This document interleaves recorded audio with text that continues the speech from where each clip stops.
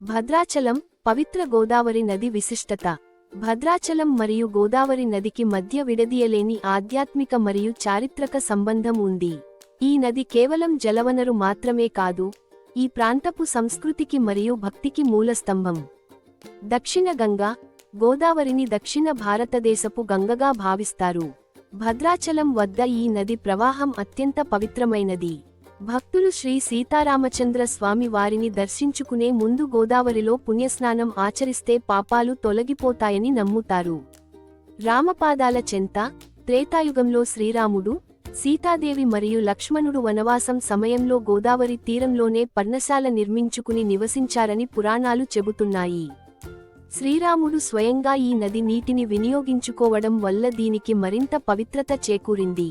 కీర్తనల జన్మస్థలం 17వ శతాబ్దంలో కంచర్ల గోపన్న, భక్త రామదాసు గోదావరి తీరాన కూర్చునే రామకీర్తనలు రచించారు. గోదావరి నది అలల సవ్వడి రామదాసు కీర్తనలకు ఒక లయను అందించాయని అంటారు. మొదటి అభిషేకం రామదాసు ఆలయాన్ని నిర్మించినప్పుడు స్వామివారి మూలవిరాట్టును మొదటిసారి గోదావరి జలాలతోనే అభిషేకించారు. నేటికి ఆలయ ఉత్సవాలకు ఈ నది నీటిని వినియోగిస్తారు. మహాపర్వదినం ప్రతి 12 ఏళ్లకు ఒకసారి జరిగే గోదావరి పుష్కరాలు భద్రాచలం వద్ద చాలా వైభవంగా జరుగుతాయి.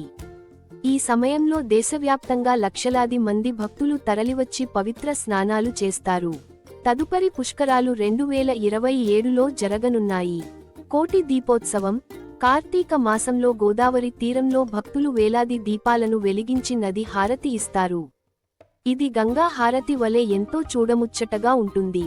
పాపికొండల ప్రయాణం భద్రాచలం నుండి ప్రారంభమయ్యే గోదావరి ప్రయాణం పర్యాటకులను ప్రకృతి ఒడిలోకి తీసుకెళ్తుంది. ముఖ్యంగా పాపికొండల మధ్య గోదావరి ప్రవాహం ఒక అద్భుత దృశ్యం. పర్ణశాల భద్రాచలానికి సమీపంలో గోదావరి తీరాన ఉన్న పర్ణశాల రామాయణ గాథకు ప్రత్యక్ష సాక్ష్యం. ఇక్కడ సీతమ్మ వారు స్నానం చేసిన చోటు సీతమ్మ వాగు నేటికీ చూడవచ్చు. భద్రాచలం చుట్టుపక్కల ఉన్న వందలాది గ్రామాలకు గోదావరి నది ప్రధాన జీవనాధారం. వ్యవసాయానికి సాగునీరు మరియు ప్రజల దాహాన్ని తీర్చే మంచినీరు ఈ నది నుండే లభిస్తుంది. ముగింపు గోదావరి నది భద్రాచలానికి ఒక ఆభరణం వంటిది. ఇక్కడికి వచ్చే ప్రతి భక్తుడికి రామభక్తితో పాటు గోదావరి ప్రశాంతత ఒక మధురమైన అనుభూతిని మిగులుస్తుంది. మీకు